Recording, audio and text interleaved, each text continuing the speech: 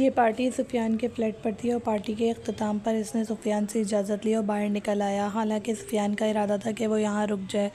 यहाँ हर किस्म की अय्याशी का सामान मौजूद था, लेकिन वो जानता था कि वो जब तक घर वापस नहीं जाएगा इसकी माँ बेताबी से इसका इंतज़ार करती रहेगी और उसे हरगिज़ ये बात पसंद नहीं थी कि वो घर के बाहर अय्याशियाँ करता रहे और इसकी माँ बेचैनी से इसका इंतज़ार करे। इसने घर वापस जाने में ही आफियत जानी और गाड़ी इस वक्त थोड़ा ही दूर पहुंची थी जब इसे ख्याल आया कि वो फ़ाइल तो वो सुफियान के फ्लैट पर भूल कर आ गया है, जिसकी सुबह शायद ज़रूरत थी। यहाँ से वापस जाने के बाद वो इस फ़ाइल पर थोड़ा सा काम करना चाहता था और इसके बाद ही वो उसे सुबह या मीटिंग में सबके सामने पेश कर सकता था।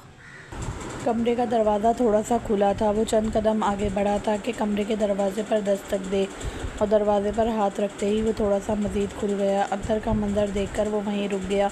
इसके कदम मजबूती से जम गए, सांसें बेतरतीब हुई और धड़कन में इंतशार पैदा हो गया। आंखें एक पल के लिए साकित रह गईं। सामने खड़ा सुफियान किसी लड़की पर झुका हुआ था। बड़ी बेबाकी से उसे अपने वजूद में समेटते हुए वो अपनी जवानी की आग को बुझा रहा था। इसके सामने खड़ी लड़की भरपूर तरीके से इसका साथ दे रही थी। इसके लबों से लब को जोड़े और सुफियान ने इसके पुष्ट को अपनी पकड़ में कर रखा था। ब्लैक कलर की शिफॉन की साड़ी ने उसे बुरी तरह मुतवज्जा किया। साड़ी ने लड़की के जिस्म को मुकम्मल तौर पर लपेट रखा था। बाजू सुफियान की गर्दन के इर्द गिर्द लिपटे हुए थे।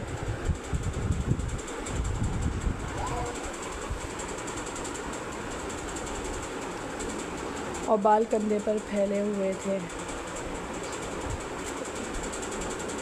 सिर्फ एक पल में ही वो वापस पलट गया। यहाँ रुकना उसे वबाले जान लग रहा था। उसे अच्छा नहीं लगा। ये कौन लड़की थी जो सुफियान को इतनी जल्दी मैसर आ गई?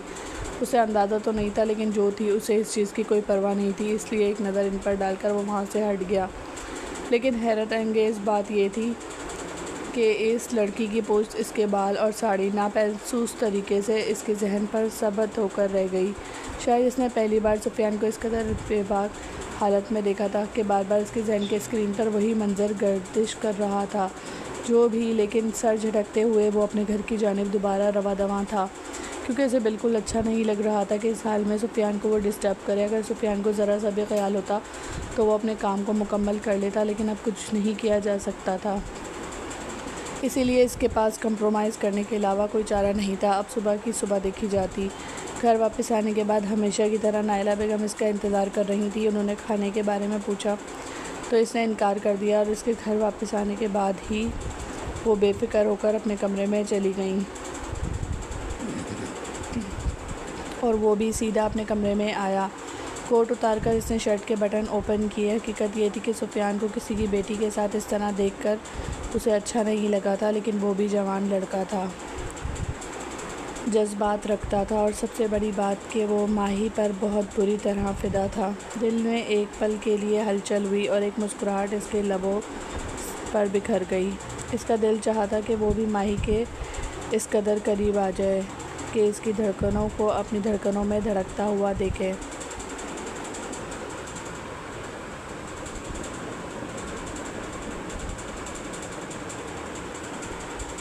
और इसने मोबाइल निकालकर माही के नंबर पर कॉल की। 1 बार, 2 बार, 3 बार, लेकिन माही कॉल अटेंड नहीं कर रही थी और इसने बिलाकर मोबाइल ऑफ करके साइड पर टेबल पर रख दिया। जी भर कर बदमज़ा हुआ था। न जाने ये लड़की मोबाइल रखकर कहाँ चली जाती है। हालांकि उसे तो इंतज़ार करना चाहिए था इसका। वो उसे बताकर गया था कि वो एक पार्टी में जा रहा है और आने में थोड़ी सी देर हो जाएगी। कम से कम वो इससे बात करने का इंतज़ार तो कर सकती थी। अब आकर माही ने इससे बातचीत करना शुरू की थी और रात सोने से पहले चंद लम्हे वो उसे मोहब्बत भरी बातें कर लिया करता और फिर ख्वाबों की आगोश में सर रख कर सो जाता। माहिर और इसका निकाह तकरीबन 4 साल पहले हुआ था, जब वो बैरून मुल्क से वापस आया और सुफियान के साथ इसने पार्टनरशिप की थी। तभी माहिर हसन पर वो बहुत बुरी तरह फ़िदा हो गया। वो नाजुक अंदाम लड़की जो यूनिवर्सिटी की तालिबा थी, एक नज़र में ही इस पर मिटा। इसकी आंखों का असर इतना गहरा था कि उसे अपना दिल सीने से निकलता हुआ महसूस हुआ और अगले ही पल वो माहिर की गिरफ्त में था। इसने माही को डायरेक्ट तो कभी प्रपोज़ नहीं किया और ना ही किसी जायज़ रिश्ते के बगैर वो ऐसा करने का सोच सकता था, लेकिन उसे यकीन था कि माहिर भी इससे मोहब्बत करती है। वो जब उसे देखती तो जिस तरह घबरा कर पलकें झुका लेती, ये मोहब्बत का इशारा था। शाहिर शामिर को अपने सामने देखकर इसके चेहरे पर हया के रंग दिखा जाते और इन रंगों से वो कैसे मुतारिफ़ ना होता।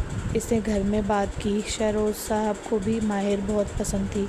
हालांकि नायला बेगम का इरादा था कि वो माहिर की बजाय किसी अच्छी लड़की का इंतखाब करें, लेकिन ये इनके बेटे की ख्वाहिश थी। और सबसे बड़ी बात तो ये थी कि इनका बेटा शादी के लिए रजामंद हो गया था। एक अर्सा बैरून मुल्क गुजारने के बावजूद भी इसने अपनी हदूद नहीं फलांगा था, वरना शामिर को इंग्लैंड भेजते हुए न जाने कितने वसवसे इनके दिल में सर उठाते रहते और इन्हें यूँ लगता जैसे बाहर की हवा इनसे बेटे को छीन लेगी। लेकिन यहाँ आकर अपने बेटे की फर्माबरदारी देखकर वो मुकम्मल तौर पर मुतमईन थी और बिलाखिर उन्होंने शाइस्ता से रिश्ते की बात कर ली। शामिर घर का देखा लड़का था, शाइस्ता को भला क्या एतराज़ हो सकता था। एतराज़ की सबसे बड़ी वजह थी फ़िरोज़ शाह, शहरोज़ शाह का भाई और शामिर का चचा, क्योंकि इसका इरादा था कि घर की बेटी अगर घर में ही लग जाए तो ज़्यादा अच्छी बात होती है। वो चाहते थे कि इनकी बेटी रिदा शामिर की दुल्हन बने, ताकि इनकी अकलौती बेटी इनके घर में इनकी नज़रों के सामने रहे, जबकि वो रिदा में बिल्कुल भी इंटरेस्टेड नहीं था। हैरत अंगेज़ बात यह थी कि रिदा इसके इर्द गिर्द मंडलाती रहती, लेकिन फिर भी रिदा उसे अपनी जानिब माइल नहीं कर पाई। हद से ज़्यादा बोल्ड और बेबाक लड़की, जिसका अखलाक तो बहुत अच्छा था, बहुत मिलनसार और मुखलिस नज़र आती थी, लेकिन हकीकत ये थी कि इसका उठना बैठना बोलना सब कुछ ऐसी सोहबत का शिकार हो चुका था जो कम से कम शामिर को पसंद नहीं थी। बैरून मुल्क के रहते हुए भी उसे मगरबी लड़कियां सिर्फ इसी वजह से अपनी जानिब राग़िब नहीं कर पाईं क्योंकि वो खुले ख़यालात की मालिक होती हैं, और शामिर हमेशा से ही इस बात को पस-पुश डाल देता। उसे वो लड़कियां बहुत अच्छी लगती थी जिन्हें अपनी हदूद का ख़याल होता, जो अपने माँ बाप के अलावा जो लड़कियां हाई क्लास से ताल्लुक़ रखने के बावजूद भी जानती थी कि इन्हें कहाँ तक आज़ादी दी गई है और इस आज़ादी का इस्तेमाल इन्हें कहाँ तक करना है। और यही वजह थी कि इसने फ़िरोज़ शाह के सामने इनकार कर दिया। हालांकि शहरोज़ शाह ने भी चाहा था कि फ़िरोज़ की बात का मान रख लिया जाए, लेकिन शामिर ने खड़े ही कह दिया कि वो रिदा में इंटरेस्टेड नहीं है और नहीं चाहता कि रिदा की ज़िंदगी बर्बाद हो जाए, क्योंकि वो रिदा को कभी भी वो मकाम नहीं दे पाएगा जो मकाम माही का है।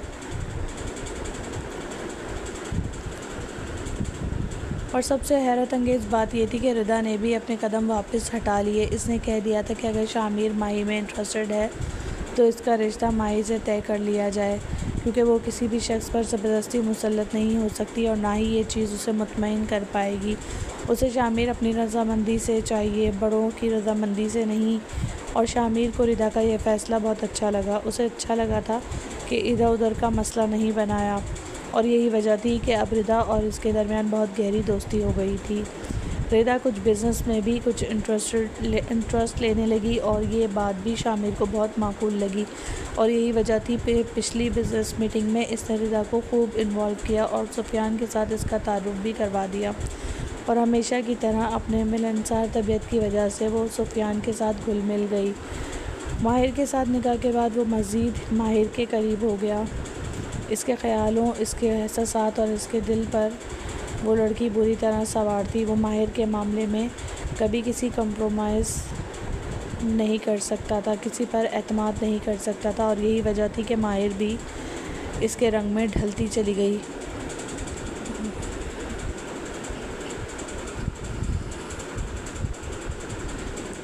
इसने चाहा था कि माहिर इसके साथ मेल जोल ताल्लुकात बढ़ाए, लेकिन माहिर के वालिद की डेथ के बाद इसके ताया और इसके चचा बहुत दकियानूसी क़यादत के मालिक थे, इसलिए वो अवॉइड करती थी ताकि इसकी माँ और इसकी बहन की इज़्ज़त पर हर्फ ना आए। और कोई नहीं जानता था कि ये हकीकत है या महज दिखावा।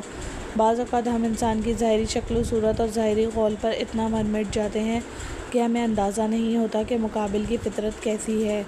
वो सांप की तरह जहरीला है या कछुए की तरह अपने क़ौल में छुपा हुआ, जिसे बाहर से देखकर अंदाज़ा नहीं लगाया जा सकता कि वो अंदर से कैसा है। और ये चीज़ हमें बुरी तरह धोखे का शिकार कर जाती है। ऐसा धोखा जिसे खाने के बाद हम हैरत ज़दा रह जाते हैं। हम अपनी बेवकूफ़ी पर फ़कत मुस्कुराने और पछताने के अलावा कुछ नहीं कर पाते, क्योंकि अब हमारे पास सिर्फ़ यही बाकी बचता है और ये चीज़ हमें हर एक से मुतनफ़िर कर देती है। और इसके साथ भी कुछ ऐसा ही होने वाला था, कुछ ऐसा जो हकीकत में उसे झंझोड़ कर रख देता। इस रोज़ माही से इसकी बात नहीं हुई। अगली सुबह सुफियान बहुत निखरा सा था। इसने सुफियान को बातों बातों में जता दिया और सुफियान बेशर्मी से मुस्कुरा दिया। नई चिड़िया खुद फंसने के लिए तैयार हो गई, तो मुझे क्या ज़रूरत थी वापस कदम हटाने की। इंसान बन जाओ। सुफियान, मुकाफात बहुत बुरी चीज़ होती है। किसी की इज्जत से खेलोगे। और सुफियान ने उसे दरमियान में ही टोक दिया।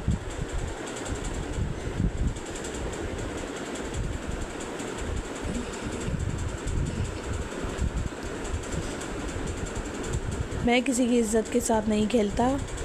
किसी की इज़्ज़त खुद मेरे पास आती है अपनी मर्ज़ी से चलकर। और अब बस रहने दो यार। और इसने मज़ीद अपना लेक्चर बंद कर दिया, क्योंकि उसे यकीन था कि सुफियान कभी भी इसकी बात नहीं मानेगा। यह हमेशा की ही बात थी और सुफियान अपनी फितरत से बाज आने वाला शख्स नहीं था। वो अभी तक माही से नाराज़ था। माही को इसने व्हाट्सएप से ब्लॉक कर दिया था। वो हमेशा जब भी उसे नाराज़ होता तो ऐसे ही करता और फिर वो उसे मना कर हलकान हो जाती और बिला आखिर उसे इसके घर आना पड़ता था। लेकिन इस बार अपना भी दिल बेताब था। वो इससे ज़्यादा देर नाराज़ नहीं रह सकता था। इसीलिए इस रोज़ असर के बाद घर आते ही इसने फ़ौरन माही को अनब्लॉक कर दिया और माही की कॉल अटेंड कर ली जब वो मुसलसल रो रही थी। आप ऐसा क्यों करते हैं शामिर? आप गुस्से के इस कदर तेज़ हैं तो हमारा गुजारा कैसे होगा? वो हमेशा की तरह अपने वसवसे का शिकार बैठी थी। मैं तुमसे नाराज़ हूँ। तुम जानती हो कि मुझे तुम्हारी ग़फ़लत पर कितना गुस्सा आता है, लेकिन अब ठीक है। आज के बाद तुम ऐसा नहीं करोगी, प्रॉमिस करो। आई प्रॉमिस, मैं कभी भी ऐसा नहीं करूँगी। इस रात आपको बिना बताए मुझे दोस्त के फंक्शन में जाना पड़ा और वह हैरतज़दा रह गया। क्या मतलब है तुम्हारा? मैंने तुम्हें मना किया था जाने से, फिर भी? उसे मज़ीद गुस्सा आया। वो ऐसा ही था, गुस्से का इतना तेज़ कि फ़ौरन ही रद्द-ए-अमल देने वाला शख्स। वो कभी भी अपनी बात से पीछे नहीं हटता था, ना ही इसकी डिक्शनरी में रहम नाम का कोई लफ्ज़ था। ख़ास तौर पर माही के हवाले से। Am sorry. निदा मेरे घर आ गई थी और फिर मुझे उसे वापस भेजना अच्छा नहीं लगा। मैं मम्मा से पूछ कर गई थी, वो रूहानी हो गई। शामिर, मुझे प्लीज़ माफ़ कर दें। निदा मेरी बेहतरीन दोस्त है, आप जानते हैं ना। और मैं कहीं भी नहीं हूँ। माही, उसे दुख हुआ था। आप मेरी हर जगह पर हैं मेरे लिए, सबसे पहले मेरे लिए मुक़द्दम शख्स। लेकिन प्लीज़ मेरी मजबूरी समझकर माफ़ कर दें। वो ना जाने क्यों इतनी मिन्नतें कर रही थी कि शामिर ने खामोशी इख्तियार कर ली। ठीक है, मुझे अपनी पिक्स भेजो फ़ंक्शन के दौरान जो ली गई थी। शामिर ने अगला हुक्म सादिर कर दिया। फ़ंक्शन के दौरान तो कोई पिक नहीं बनाई, क्योंकि मैं मोबाइल घर ही भूल गई थी, इसीलिए तो आपकी कॉल अटेंड नहीं की। हाँ, घर वापस आने के बाद कुछ पिक्चर्स ली थी, वो मेरे पास है, मैं आपको भेजती हूँ। और अगले ही सेकंड में वो पिक्चर्स शामिर के सामने आ चुकी थी। इसने पिक पर क्लिक किया और देखते ही देखते इसके चेहरे की रंगत बेतहाशा सुर्ख हो गई थी। वो हैरत ज़दा रह गया। ये ब्लैक साड़ी, ये तो सेम टू सेम वही थी। छनाके से एक वजूद इसके जहन में आ गया और अगले ही पल इसने घबराकर माही की कॉल डिस्कनेक्ट कर दी। वो बड़ी बारीक बीनी से इस साड़ी को देख रहा था और उसके जहन में वो मंज़र गर्दिश कर रहा था जब वो लड़की सुफियान से लिपटी हुई थी। माही फ़ंक्शन पर गई किसी को बताए बगैर, बिल्कुल अकेली, सिर्फ फुप्पो से इजाज़त लेकर। और हैरत अंगेज़ बात ये थी कि फ़ंक्शन के दौरान उसे अपना मोबाइल ले जाना याद नहीं रहा और अब वही साड़ी, वही सब कुछ, ना जाने क्यों इसके दिल में शक सर उठाने लगे। इसने माही की शक्ल सूरत से ज़्यादा इसकी सीरत से मोहब्बत की थी।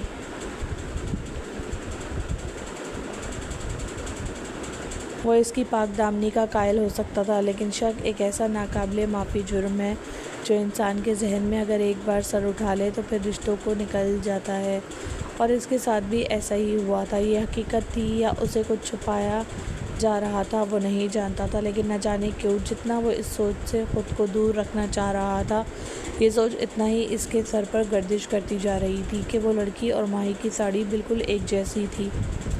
माही ने उसे बैग से भी एक पिक भेजी थी और जिससे वो बेयकीन नज़रों से देख रहा था। वो ठंडे ठार पसीनों में भीगने लगा। कोई इत्तेफाक इतना गहरा नहीं हो सकता शैतान ने इसके कान में सरगोशी की थी। मियाँ बीवी के रिश्ते में जब दरार आने लगती है तो शैतान इसमें अपना अहम किरदार अदा करता है और इसके दिल में भी शक की दरार डालने में न जाने कितने लोगों का हाथ था, लेकिन वो अभी समझ नहीं रहा था। सर झटकते हुए इसने खुद को इस सोच से बाज रखा। वो ऐसा कुछ भी सोचना नहीं चाहता था, लेकिन अगले दिन जो हुआ वो नाकाबिले यकीन था। ज़रूरी मीटिंग में सुफियान का मोबाइल इसके पास रह गया। जब इसने सुफियान के नंबर पर आने वाले मैसेज को देखा, सामने लिखे हुए नाम ने उसे हैरत का शिकार कर दिया। माहिर हसन, बिल्कुल इसी नाम से नोटिफिकेशन आया था।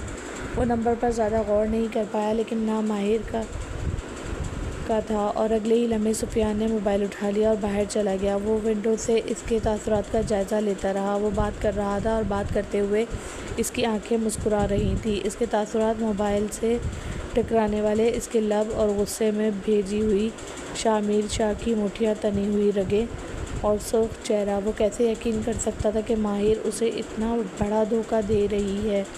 कल जो कुछ हुआ, इन तस्वीरों का और इस लड़की का इस कदर सेम होना, और इसके बाद अब माहिर के नाम से आने वाला नोटिफिकेशन है। वो सुफियान को बहुत अच्छी तरह जानता था।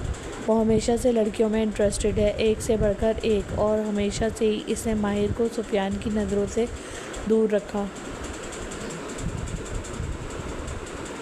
हालांकि इसने कितनी बार कहा था कि भाभी का इंट्रोडक्शन करवा दे, भाभी से मुलाकात करवा दे, लेकिन वो सुफियान की फितरत से वाकिफ़ था और नहीं चाहता था कि सुफियान की नज़र माहिर पर पड़े। लेकिन ये सब कुछ क्या था? वो झुंझला कर रह गया और इस रोज़ ना चाहते हुए भी इसने गाड़ी का रुख शाइस्ता भुप्पो के घर की जानिब मोड़ दिया। वो माहिर से मुलाकात करना चाहता था, इससे पूछना चाहता था, उसे इस साड़ी में खुद देखना चाहता था कि वो कैसी लगती है, क्योंकि इस वक्त इसका जहन जितना गर्म था वो ख़ुद को एक पल के लिए भी इत्मीनान में महसूस नहीं कर पा रहा था। शाइस्ता भुप्पो को नपे तुले लहजे में सलाम करने के बाद वो सीधा माहिर के कमरे में चला गया और वो अपने कमरे में ही मौजूद थी, किसी से फ़ोन पर बात कर रही थी। वो अंदर दाखिल हुआ। वो मुस्कुराते हुए बात कर रही थी और इसका पारा एक बार फिर हाई हो गया। वो बिल्कुल इसके सर पर खड़ा हो गया। किससे बात कर रही हो? इसके लहजे में कुछ था। माही ने फ़ौरन मोबाइल कान से हटाया और इसका चेहरा देखने लगी। आप यूँ बग़ैर बताए आ गए, कैसे हैं आप?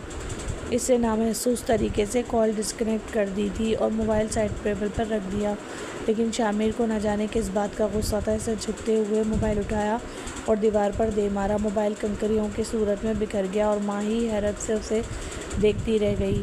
शाइस्ता भुप्पो भी दहलते हुए दिल के साथ दरवाजे पर आकर खड़ी हो गई। सब हैरान थे। शामिर इसके सर पर खड़ा था। कहाँ है तुम्हारी वो ब्लैक साड़ी? मुझे अभी पहन कर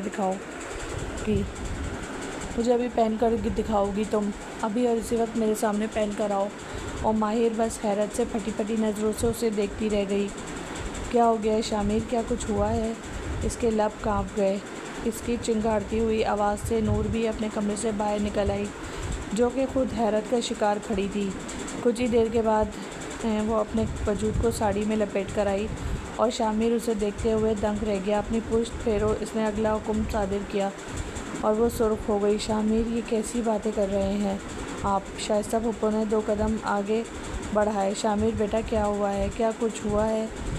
इनका लहजा भीगा हुआ था। भुप्पो प्लीज़ जाएं यहाँ से, मैं माही से बहुत ज़रूरी बात करना चाहता हूँ। और शाइस्ता एक नज़र माहिर पर डालकर कमरे से बाहर चली गई। नूर भी इन दोनों को इनके हाल पर छोड़कर कमरे से बाहर निकल गई थी, क्योंकि उसे अच्छा नहीं लगा था अपनी बहन और बहनोई के मामलात में दखल अंदाज़ी करना। लेकिन शामिर की चिंगारती हुई आवाज़ बाहर से आ रही थी। इसने बाल माही के कंधे पर फैला दिए थे और बैग सब कुछ वही था। इस रात कहाँ थी तुम? इसका अगला सवाल। और माहिर साकत रह गई। मैंने आपको बताया था। इससे पहले कि वो अपनी बात मुकम्मल करती, शामिर ने सख्ती से इसका मुंह दबोच लिया। बकवास करती हो तुम, झूठ बोलती हो। मैंने ख़ुद तुम्हें अपनी आंखों से देखा था। वो तुम थी जो सुफियान की बाहों में झूल रही थी, और फिर तुम्हारे ही नंबर से आने वाला नोटिफिकेशन। तुम सुफियान के साथ राब्ते में हो, कैसे जानती हो उसे? इसे अपनी जानिब से जहर उगला था और माही दिल पर हाथ रखते हुए वहीं बेड पर बैठती चली गई। आप कैसी बातें कर रहे हैं? इससे अभी तक अपने लहजे को धीमा रखा हुआ था, लेकिन इसके जो कुछ कह रहा हो सच कह रहा हूँ, मैं सोच भी नहीं सकता था कि तुम भी मुनाफिकत में डूबी हुई वही मगरबी तर्ज की लड़की हो। आखिर एक लड़की ही हो ना। अब तक तो तुम्हारी उम्र भी काफ़ी हो चुकी है, 25 साल की हो तुम। तो मैं कैसे यकीन कर सकता हूँ कि तुम्हारे वजूद में जवानी की वो आग नहीं सुलगती होगी, वो तुम्हें बेताब नहीं करती होगी, और इसको बुझाने के लिए तुम यूँ गैरों का सहारा ले रही हो। अपने शौहर के होते हुए माहिर ने इसके सीने पर हाथ रखकर उसे खुद से दूर धकेल दिया था। शामिर ने ज़बान संभाल कर बात करें। इसका लहजा पहली बार शामिर के सामने सख्त हुआ था।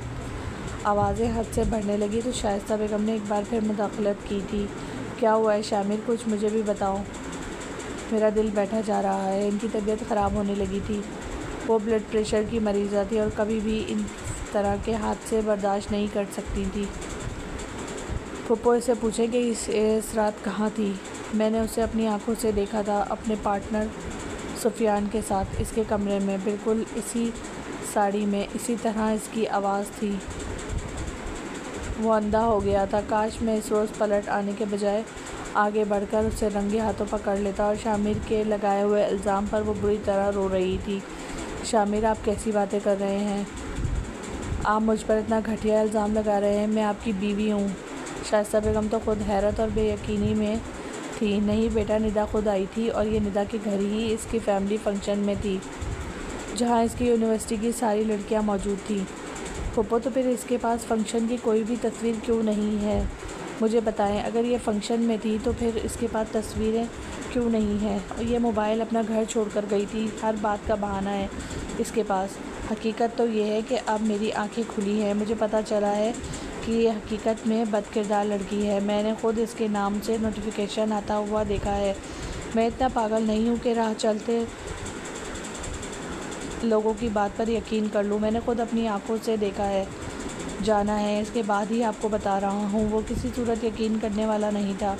इसने माहिर के कंधों को थाम कर उसे झंझोड़ते हुए अपने सामने कर दिया। मैंने हर एक को ठुकरा कर तुम्हें चुना था, लेकिन तुम इस काबिल नहीं थी। अगर मुझे पता होता कि तुम भी इन बदकिरदार लड़कियों की तरह जगह जगह मुँह मारने वाली हो, तो मैं कभी भी तुम्हारा इंतखाब ना करता, बल्कि रिदा का इंतखाब कर लेता। और माही का जब जवाब दे गया तो फिर इंतखाब कर लेते रिदा का। मैंने आपकी मिन्नत नहीं की थी कि आप मुझे अपनी ज़िंदगी में शामिल करें। इसका लहजा पहली बार सख्त हुआ था। वो शख्स इस पर इल्ज़ामात लगाए जा रहा था तो वो कैसे बर्दाश्त कर सकती थी? अपनी इज़्ज़त नफ्स पर आने वाली बात को लड़की कभी भी इग्नोर नहीं कर सकती, और वो लड़की अगर माहिर हसन जैसी बाकिरदार हो तो कभी भी नहीं, जिसने सारी ज़िंदगी ख़ुद को संभाल कर रखा था सिर्फ़ इस शख्स के लिए जो इस पर हक़ रखता हो। वो अपनी हर नमाज में दुआ मांगा करती थी कि परवरदिगार इस हक़ को सिर्फ़ हक़दार के हवाले करना, कभी भी ऐसी तौफ़ीक ना देना कि मैं इसकी अमानत में ख़यानत कर लूँ। और आज वो उसे लोगों के दरमियान जलील कर रहा था, अपने फ़ैसले पर खड़ा पछता रहा था। इसके कहने पर शामिर ने सख्ती से इसके मुंह को दबोच लिया।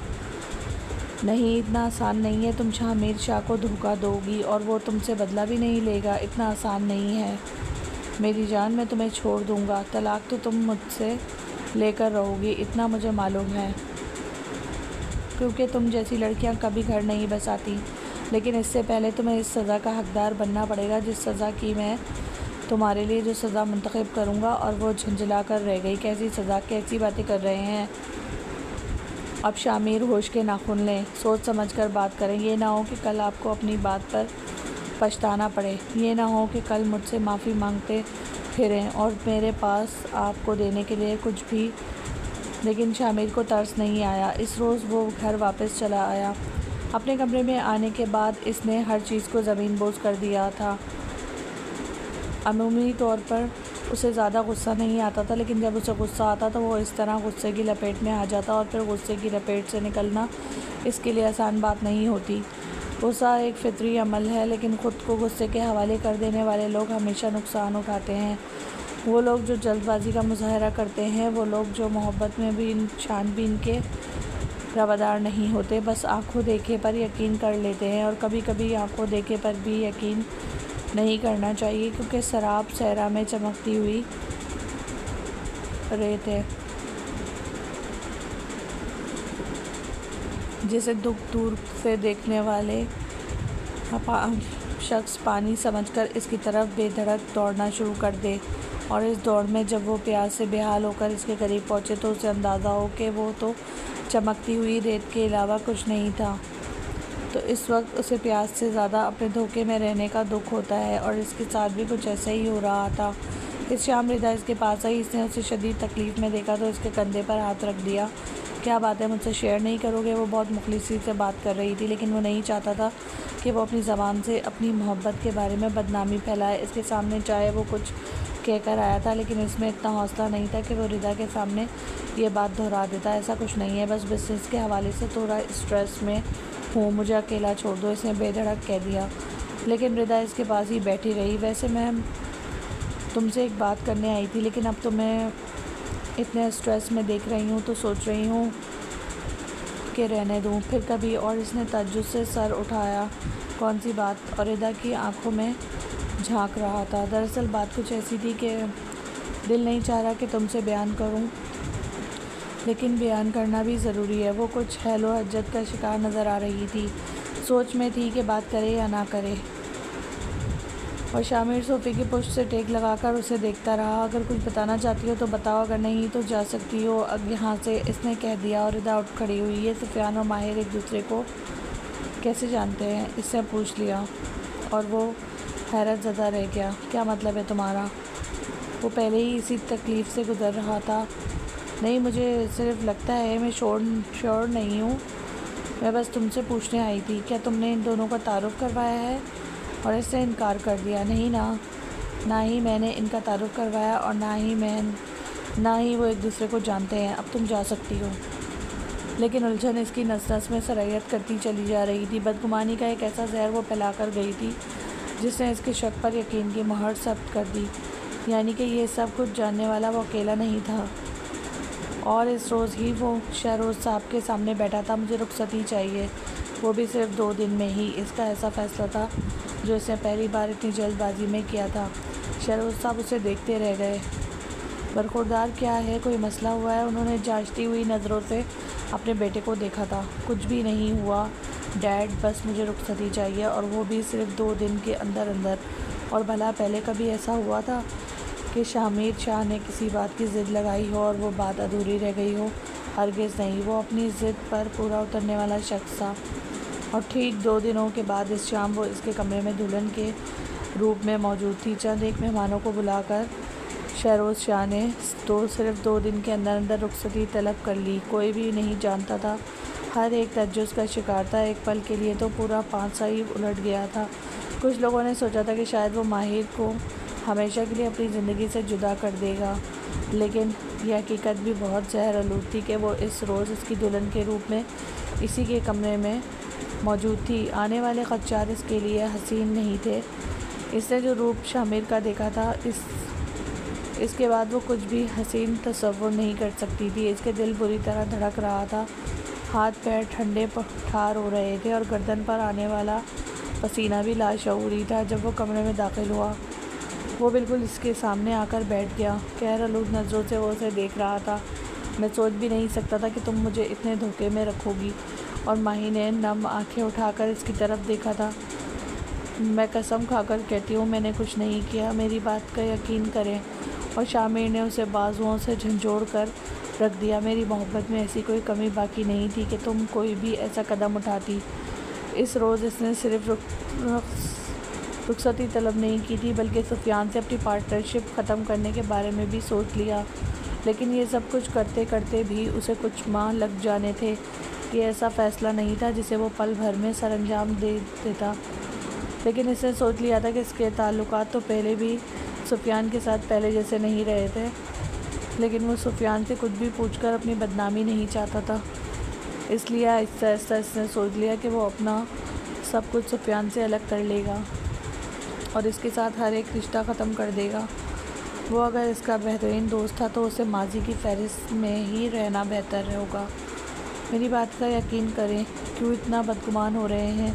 अगर हमारे दरमियान शक को ले आएंगे तो ये शक सारी ज़िंदगी हमारे रिश्ते की बुनियादों को कमज़ोर करता रहेगा। वो शामिर के हाथ थामे इससे इल्तिजा कर रही थी, और शामिर ने सख्ती से इसके हाथों को झटक दिया। हरगिज़ नहीं, कभी भी नहीं। तुम्हारा और मेरा रिश्ता कभी मजबूत नहीं हो सकता। यहाँ तुम मेरी कुर्बत में सिर्फ सज़ा की मुस्तहिक होगी। तुम्हें पल पल मेरी कुर्बत में रहकर अंदाज़ा होगा कि तुमने जो कुछ किया है वो काबिल माफ़ी नहीं है। मैं तुम जैसी लड़कियों पर थूकना भी पसंद नहीं करता, लेकिन तुमने मेरी मोहब्बत को ठुकराया है। तुमने मुझे धोखे में रखा है, इसलिए तुम सज़ा की हकदार हो। इससे कहते ही माही को अपनी जगह जानिब घसीट लिया। इसी से कर रह गई। बुरी तरह उसे ज्वेलरी से आज़ाद करवाते हुए वो इसकी गर्दन पर झुका और झुकता चला गया। मोहब्बतों से आशना होगी, वो निखर जाएगी, लेकिन ये मोहब्बत उसे तकलीफ़ दे रही थी। इसे ससकते हुए इसकी शेरवानी को दबोच लिया। शामिर खुदा के लिए इसकी आंखें बुरी तरह भीगी हुई थी। गैरों की कुर्बत तुम्हें सुकून देती है और अपने शोहर की कुर्बत तुम्हें तकलीफ़ दे रही है। वो अपनी कुर्बत से ज़्यादा अपनी बातों से उसे छलनी कर रहा था। इसकी रूह हो रही थी। औरत के जज्बात कितने नाजुक होते हैं कोई भी नहीं समझ सकता, और सबसे ज़्यादा जज्बात इस औरत के नाजुक होते हैं जो सिर्फ़ एक ही मर्द से सारी उम्मीदें इकट्ठी वाबस्ता कर देती है, और फिर जब वो उम्मीद एक एक करके टूटती है तो फिर इसकी तकलीफ़ का कोई अंदाज़ा नहीं लगा सकता। और इस वक्त भी इस बेदर मासूम सी लड़की के साथ कुछ ऐसा ही हो रहा था। वो चंद करीबी लोगों की बगावत का शिकार हो चुकी थी। वो कुछ ऐसे लोगों के मुनाफिकत का शिकार हो चुकी थी जिन लोगों ने इसकी जड़ों को इतना कमज़ोर कर दिया था कि वो अपनी ज़िंदगी की सबसे हसीन रात सुलग कर गुजार रहे थे। इस शख्स ने इसके लबों को अपने लबों की लपेट में लिया तो नन्हे नन्हे सुर्ख कतरों से मुतारिफ़ करवा दिया। जलन ने इसके लबों को मज़ीद सुर्ख कर दिया। वो बुरी तरह रो रही थी और वो इसकी गर्दन से होते हुए इसके वजूद पर छाता चला जा रहा था। किसी मेहरबान बारिश की तरह नहीं, बल्कि किसी अंधी तूफ़ान की तरह जो इसके वजूद को बिखरने पर मजबूर कर रही हो। इस रात इसके वजूद में समाते हुए वो इसके करीब आया तो इसका वजूद सुर्खियों की लपेट में आ गया। एक पुख्ता किरदार के मालिक और एक मजबूत सोच के मालिक समझदार शख्स के लिए ये बात भी एक गहरा मतलब रखती है कि जब इसकी बीवी पाक दामन होकर इसके करीब आती है, लेकिन इसके बावजूद भी अगर वो अपने रिश्ते को शक की लपेट में दे तो ये बात उसे इसके लिए सिर्फ़ और सिर्फ खसारा लेकर आती है। इसके वजूद को अपने वजूद में समेटते हुए वो इतना बेताब हुआ था कि फिर सिगरेट सुलगाकर बालकनी में आ गया। जबकि वो ससक कर कब नींद की वादियों में चली गई उसे अंदाज़ा ही नहीं हुआ। कुछ पल तो सुकून के मैसर आए ताकि इसका जहन मफलूज करने वाली सोचों से आज़ाद हो जाए। हवा में खड़ा वो गहरे गहरे सांस ले रहा था। इसने जो कुछ सोचा था ऐसा तो कुछ भी नहीं था। अगर वो गलत हुआ तो यहाँ आकर इसकी सोच रुक जाती और फिर दूसरी सोच सर उठाने लगती। अगर वो गलत नहीं थी तो फिर वो सब कुछ क्या था? ये एक दूसरी सोच थी जो उसे अपने लपेट में ले लेती तो बगावत इसके अंदर सर उठाने लगती, और फिर एक तीसरी सोच ने उसे अपने फैसला करते हुए इससे अपनी सोचों को करार बख्शा था। मैं चंद दिन मज़ीद उसे देखूंगा, उसे अपने पास रखूंगा, इसकी हरकत और सकनात को नोट करूंगा। उसे अपनी मोहब्बत, अपनी संगदिली से मुतारिफ़ करवाने के बाद ही कोई फ़ैसला कर पाऊंगा।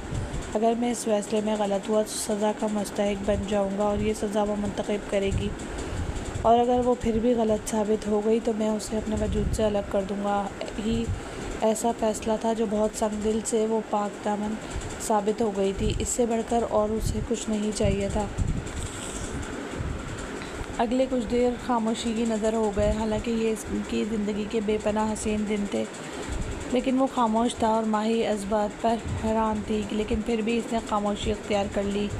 अगर वो किसी बात पर बदगुमान था तो गुस्से में था तो वो उसे अपनी समझदारी से सुलझाना चाहती थी। वो चाहती थी कि इसके दिल में मौजूद मोहब्बत क्योंकि उसे यकीन था कि वो शामिर शाह की इकलौती मोहब्बतों की वारिस है। इसने हर तरह से शामिर का ख्याल रखा, इसकी एक एक ज़रूरत को सराखों पर रखा, अपने अखलाक का मुजाहरा किया, लेकिन शामिर की जानिब से खामोशी थी। इससे दोबारा कोई जहर आलूद अल्फाज इस्तेमाल नहीं किए थे और ना ही इसके वजूद को अपनी तड़पा देने वाली कुर्बत का निशाना बनाया। हाँ, वो अगर इसके करीब आता तो पहले की तरह नहीं बल्कि मोहब्बत से, लेकिन इस मोहब्बत को ज़ाहिर करने से शायद घबरा रहा था या फिर अपनी अना की लपेट में था। लेकिन जो भी था, इसकी खामोशी माही को उम्मीद दिला रही थी। उम्मीद का सिरा इसके हाथ लग चुका था और उसे अब शामिर के दिल से आहिस्ता आहिस्ता इस बदगुमानी को निकालना था।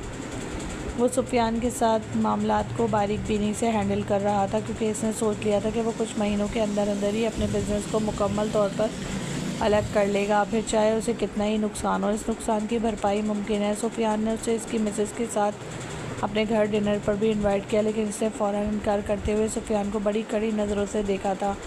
मेरी मिसेस को पसंद नहीं है कि मैं उसे हर अरे गरे के घर लेकर जाऊं, इसीलिए आइंदा एहतियात करना, सिर्फ मुझ तक ही महदूद रहना, मेरी मिसेस के बारे में छानबीन करने से गुरेज करना। इससे जिन लफ्ज़ों को मैं कहा था, सुफियान का चेहरा एक पल के लिए जर्द हुआ, लेकिन फिर वो मुस्कुरा दिया। जैसे तुम्हारी मर्ज़ी, अगर तुम आना चाहो तो आ सकते हो। इससे फिर भी फराग दिली का मुजाहरा किया था, लेकिन वो जो ऑफिस से बाहर निकल गया और इसकी पोस्ट को देखता रहा बड़ी गहरी नज़रों से। माही ने इससे मोबाइल का मुतालबा नहीं किया, बल्कि इसने खुद ही कह दिया था कि उसे मोबाइल की ज़रूरत नहीं है। वो सारा दिन इसके घर रहती, नायला बेगम के साथ हाथ बटाती, घर की जिम्मेदारियों को बाखूबी सर अंजाम दे रही थी। और अब तो मामलात इस हद तक थे कि इसके फ़ेरोज़ शाह के साथ भी ताल्लुकात बहुत बेहतर हो चुके थे। फ़ेरोज़ शाह ने इस बात को दिल से बेटी की जगह पर आ गई है, इसने खुद ही घर वालों के दिल में जगह बना ली। हर गुज़रते हुए दिन के साथ वो सबसे घुल मिल रही थी, और रिदा इसके करीब होने की बजाय शामिर के ज़्यादा करीब थी। शामिर और इसके दरमियान दोस्ती आज भी वैसी ही थी, और हैरत अंगेज़ बात यह थी कि इसने कभी भी रिदा और शामिर की दोस्ती पर शक नहीं किया। रिदा हमेशा की तरह अपने बोल्ड अंदाज पर कायम थी। लेट नाइट पार्टीज़ अटेंड करना, अपने मेल फ्रेंड्स के साथ घूमना फिरना, उसे किसी भी चीज़ की ओवर रोक टोक नहीं थी। वो अपने फ़ैसलों में आज़ाद थी, लेकिन पिछले कुछ दिनों से शामिर और माही के दरमियान खामोशी से बढ़ते हुए रिश्ते को देखकर इसके अंदर भी हलचल फैली हुई थी। कुछ ऐसा था, कुछ ऐसे राज थे जो उसे अज़ियत का शिकार कर रहे थे। वो ऐसा हरगिज़ नहीं चाहती थी। इस रोज़ वो कमरे में दाखिल हुआ तो इसके हाथों में गुलाब और कुछ गिफ्ट्स थे। आईने के सामने खड़ी हुई माही उसे हैरत से देखती रह गई। इस रोज़ वो दिल से तैयार हुई थी, न जाने दिल को कि दिल से रहा थी या जो भी, लेकिन वो दिल से शामिर शाह के लिए तैयार हुई थी। पीच कलर के ख़ानदान वेलवेट के ड्रेस में वो इतनी हसीन लग रही थी कि वो उसे देखता रह गया। इसने अपने बालों को अपनी पुश्त पर बिखेर रखा था। खूबसूरत बाल आबशार की माने बिखरे हुए थे, और थोड़ी पर जगमगाता हुआ तिल अपनी पूरी आबोताब से पहरेदारी कर रहा था। शामिर इसके करीब आता चला गया। इनकी शादी को 1 महीना होने वाला था, और इस 1 महीने में इसने माही को हर पहलू से देखा, हर पहलू से जानकारी हासिल की, और फिर बहुत सोच विचार करने के बाद बिला आखिर इसने जहन में आने वाले इन बुरा ख्यालात को झटक दिया था। इसने सोच लिया था कि वह ज़िंदगी को फिर से इसी मोहब्बत के साथ गुजारने का आगाज़ करेगा जिस मोहब्बत के साथ इसने सोचा था। और माही उसे अपनी जानिब आता हुआ देखकर मुस्कुराते हुए नज़रें झुका गई। वही रंग बिखर गए थे जिन रंगों का शामिर शाह दीवाना था। इसने आगे बढ़कर वो खूबसूरत गजरे इसकी कलाई की जीनत बना दिए थे, और फिर लबों से इसके रुखसारों को छूकर इसकी मोहब्बत को खिराज पेश किया था। वो 2 कदम इससे दूर हो गई। शामिर इस वक्त वो इसकी जसारतें बर्दाश्त करने के मूड में नहीं थी, बल्कि इसके साथ कहीं बाहर जाने का इरादा रखती थी। और शामिर उसे सबके सामने बाहर लेकर गया। वो शाम उन्होंने बेहद रोमांटिक अंदाज में गुजारी थी। वो ख़ुद को खुशकिस्मत तस्वर कर रही थी। चाहे जितने भी सपने टूटे, चाहे जितनी भी इल्ज़ाम तराशी हुई, लेकिन इसने शामिर को माफ़ कर दिया था, सिर्फ ये सोचकर कि वो इसकी पहली गलती थी जो शायद वो बदगुमानी में आकर कर गया। लेकिन अगर आप वो इसकी जानिब कदम बढ़ा रहा है तो वो भी अच्छी बीवियों की तरह अच्छा किरदार अदा करेगी। लेकिन कोई नहीं जानता था कि अभी बहुत कुछ बाकी है। इन दोनों को वो शाम हसीन तरीके से एक दूसरे के साथ गुजारता देखकर कोई था जो सर था पैर सुलग गया, जिसे ये बात हरगिज़ बर्दाश्त नहीं हुई थी। इस रात लॉन्ग ड्राइव से वो रात गए वापस आए, और रात का वो आखिरी पहर शामिर इस पर बादल मोहब्बत बनकर बरसा, मोहब्बत के बादल की तरह जो उसे हर तरह से अपनी मोहब्बतों में भिगोकर सराब कर दे, और वो इसकी मोहब्बत में मज़ीद बिखरती चली जा रही थी। इसके लबों से इसकी गर्दन और गर्दन से फिर पूरे वजूद पर अपनी मोहर साबित करते हुए वो उसे एहसास से दिल कर दे रहा था कि वो इसके लिए कितनी अहम है। अहम नहीं बल्कि अहम तरीन। और इसने भी अपने हर बदगुमानी को अपने जहन से झटक दिया। अगली सुबह वो बेदार हुआ तो वो इसकी आगोश में थी, और इस खूबसूरत आगोश में सुबह खूबसूरत आगाज़ दिलकश था। वो ऑफ़िस चला गया। इसने सारी सोचों को पस-पुश डाल दिया था। वो चंद दिन इनकी मोहब्बत की वो खूबसूरत यादें थी जो वो कभी फरामोश नहीं कर सकते थे। एक एक पल वो माही को दस्तयाब रहा और माही इसकी मोहब्बत में बिखरती चली गई। जब इस रोज़ एक ज़रूरी मीटिंग के दौरान उसे अपने मोबाइल पर मौसूल होने वाली तस्वीरों ने इसके दिमाग को भग से उड़ा डाला था। वही तस्वीरें जो इसके पहलू में गर्दिश कर रही थी, वो सुफियान के पहलू से लगी हुई थी और सुफियान का चेहरा ब्लर था। अनजान नंबर से तस्वीरें भेजी गई थी। अगर इसने ख़ुद सुफियान को अपनी आंखों से ना देखा होता तो शायद कभी भी यकीन ना करता कि सामने खड़ा शख्स सुफियान था। वो एक बार फिर बदगुमानी की ऐसी शदीद लपेट में आया कि हर बात इसके लिए नाकाबिले बर्दाश्त हो गई। वो आज भी ये क्यों नहीं मान लेती थी कि इससे गलती हो गई है। अगर वो उसे माफ़ कर चुका था, सब कुछ छोड़कर इसके साथ चल पड़ा था, तो वो उसे भी इकरार कर लेना चाहिए था। इसी सोच ने इसके जहन को बुरी तरह अपनी लपेट में ले लिया और वो एक बार फिर अपने जहन से मफलूज हो चुका था। एक बार फिर वही बदगुमान सोचें, वही शैतानी चाल, सब कुछ इस पर असरअंदाज हुआ और इस रोज़ आते ही इसने एक बार फिर माही को गर्दन से दबोच लिया था। मैं कैसे भूल सकता हूँ ये सारी बातें, मैं कभी फरामोश नहीं कर सकता। हाँ, अगर तुम मेरे सामने इकरार कर लो तो मैं फरामोश कर दूँगा। और वो हैरत से उसे देखती रह गई। शामिर, इसके लबों ने हल्की सी सरगोशी की थी और शामिर ने उसे अपने पैरों में झुका लिया। मेरे पैरों पर नाक रगड़ते हुए माफ़ी मांगो और इकरार करो कि तुम ही थी इस रात। मैं कभी इकरार नहीं करूँगी, वो मैं नहीं थी। मैं कसम खाकर कहती हूँ। वो ज़िद पर अटक गई। वो कभी इस बात का इकरार नहीं कर सकती थी जो कुछ इसने किया ही ना हो। वो शामिर उसे बालों से खींचते हुए सबके सामने ले आए और उसे फ़र्श पर पटक दिया। सब लोगों के सामने वो बेबस, बेयारो मददगार पड़ी रही। नायला बेगम ने आगे बढ़कर उसे सहारा दिया था। शामिर, अब इसके करीब मत आना। शहरोज़ साहब की दहाड़ पर वो रुक गया। बाबा, ये लड़की बदकिरदार है। मैं सब कुछ भूल जाने के लिए तैयार हूँ। बस उसे कहें कि ये अपनी ज़बान से इकरार कर ले। और वो नफ़ी में गर्दन हिलाते हुए शहरोज़ खान को देख रही थी। मैं कभी इकरार नहीं करूँगी, ये मैंने नहीं किया, चाहे आप मुझे ज़िंदा जला दें तब भी। और नायला बेगम ने दुख से इन दोनों को देखा था। आज वो किस कदर खूबसूरत सरप्राइज़ प्लान किए हुए थी कि वो उसे खुशखबरी देगी। वो बाप बनने वाला है और वो शख्स एक बार फिर इसी शैतानी चाल में आ गया। यानी वो इसकी पाक दामनी का सबूत लेकर भी चैन में नहीं आया था और एक बार फिर इस पर बरस रहा था। इस रोज़ ये तज़लील अलहदा कमरे में नहीं की गई थी। इस रोज़ ये तज़लील सबके सामने की गई थी। इससे शामिर को ख़ुद से दूर धकेल दिया था। शामिर कुछ भी समझने के मूड में नहीं था। वो बस इस पर दहाड़ रहा था, इस पर चिल्ला रहा था और इस रोज़ वो चुपचाप इससे हर ताल्लुक़ वक़्त से पुश्त डालते हुए अपनी शॉल उठाकर इस घर से निकल गई। हर ताल्लुक़ को पस-पुश डालते हुए नायला बेगम ने लाख मिन्नत समाजत की थी कि शामिर उसे रोक ले, लेकिन वो किसी की भी बात को समझने के मूड में नहीं था। नायला बेगम ने उसे कह दिया कि वो तुम्हारे बच्चे की माँ बनने वाली है, लेकिन वो ऐसे ही डटकर खड़ा रहा। वो जब तक मेरे सामने इकरार नहीं करेगी, मैं हरगिज़ नहीं मानूँगा। रही बात इस नंबर की, तो वो नंबर इसने ट्रेस करने के लिए दे दिया था। इसने नंबर की उसे सारी जानकारी चाहिए थी, लेकिन ना सिर्फ वो नंबर बंद कर दिया गया बल्कि इसके बारे में और कोई मालूमात भी नहीं थी। यानी जिसने जो कुछ किया था बहुत सोच समझ कर किया था। लेकिन शायद वो सब लोग ये नहीं जानते थे कि अब मुकाफ़ात इन लोगों का है, लोगों को अपनी लपेट में लेने के लिए आ चुका है। रिदा ने जो कुछ करवाया था शायद सिर्फ शामिर को हासिल करने के लिए करवाया था। वो अपनी तज़लील नहीं भूल सकती थी। इस शामिर को हासिल नहीं करना था बल्कि माही की ज़िंदगी से शामिर को निकलवाना था और फिर शामिर को सारी उम्र पछतावाओं की नज़र कर देना था। ये इसका प्लान था। शामिर से सब कुछ हासिल करने के बाद वो सुफियान की लपेट में आ जाएगी और फिर सब कुछ सुफियान का। और कोई नहीं जानता था कि सब अपनी अपनी चाल चल रहे हैं। जहाँ रिदा अपनी चाल चल गई, वहीं अब इसकी चाल का आगाज़ हुआ था। सुफियान ने उसे ब्लैकमेल करना शुरू कर दिया। सुफियान ने न सिर्फ इसकी वीडियो अपलोड कर ली बल्कि शामिर को सच बताने की धमकी भी दे डाली, क्योंकि उसे यकीन हो चुका था कि अब शामिर किसी न किसी तरह इसके हलक तक पहुंच आएगा। और इससे पहले इसने वो सब कुछ शामिर से हासिल करना था और रिदा इसके लिए मौरा बन सकती थी। रिदा को इस आफत का इल्म नहीं था जो इस पर नागहानी तौर पर ढा दी गई जाएगी।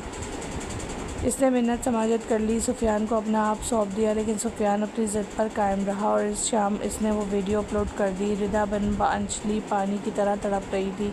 इसका सारा मुस्तकबिल तबाह हो जाना था। इसके बाप की इज़्ज़त वो शाह ख़ानदान से थी, कोई भी उसे फिर अपना नहीं सकता था। सब कुछ इसके हाथ से निकल जाएगा। और इस रोज़ इसने हारते हुए सुकून आवर दवा की वो पूरी डब्बी निकल ली।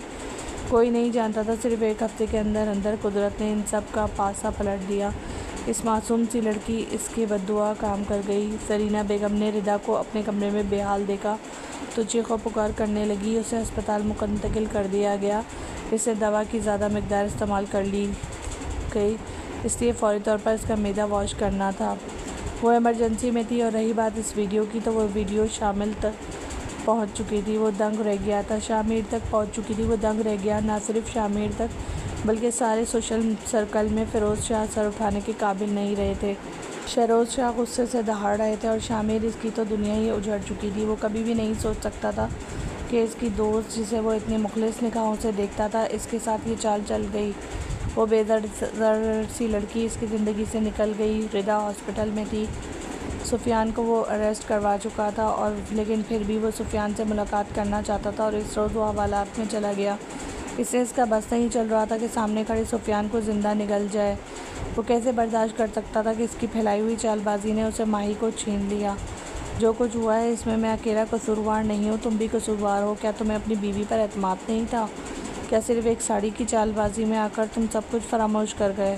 तुम्हें अंदाज़ा हो जाना चाहिए था कि वो तुम्हारे साथ पाक दामन है या नहीं, या तुम इसके शौहर थे, इसके किरदार के गवाह थे। लेकिन इसके बावजूद शामिर बस पछतावाओं की ज़िद में खड़ा रह गया। इस रोज़ वो हार कर घर वापस लौटा था। बेड पर औंधे मुँह गिरते हुए न जाने कितने आंसू इसने अपनी आंखों से बहा दिए। वो 2 दिन से रब्ता कर रहा था, लेकिन माही ने उसे हर जानिब से ब्लॉक कर दिया। यानी अब बाजी इसके हाथ में थी। वो चाहे जिस तरह उसे इससे सज़ा दे सकती थी। और इस बार माही ने किसी कलील सज़ा का सहारा नहीं लिया था। इसने एक तवील सज़ा मुंतखब की थी। वो सज़ा जो इस शख्स को अंदर से तोड़ दे, बिल्कुल इसी तरह जैसे इसने इस बेज़र लड़की को अंदर से तोड़ डाला था। 3 दिन की मुसलसल कोशिश के बाद रिदा ख़तरे से बाहर आ गई, लेकिन इसकी ज़िंदगी का सहारा मकसद ख़त्म हो गया था। इसकी वीडियो अपलोड हो गई। हर कोई उसे तज़लील भरी निगाहों से देख रहा था। और फ़िरोज़ शाह ने इससे बातचीत बंद कर दी, जैसे इससे सारी ताल्लुक़ ख़त्म कर दिया और अब इसके पास कुछ नहीं बचा था। दाढ़ें मारकर रोते हुए इसने अपने हर जुर्म का इकरार कर लिया, लेकिन शामिर इसकी शक्ल तक नहीं देखना चाहता था। ये सब लोग नाकाबिले माफ़ी थे, बिल्कुल इसके कदम। इसने शरोज़ और नायला बेगम को माहिर के पास भेजा, लेकिन इसने अपने मामू को खाली हाथ लौटा दिया था।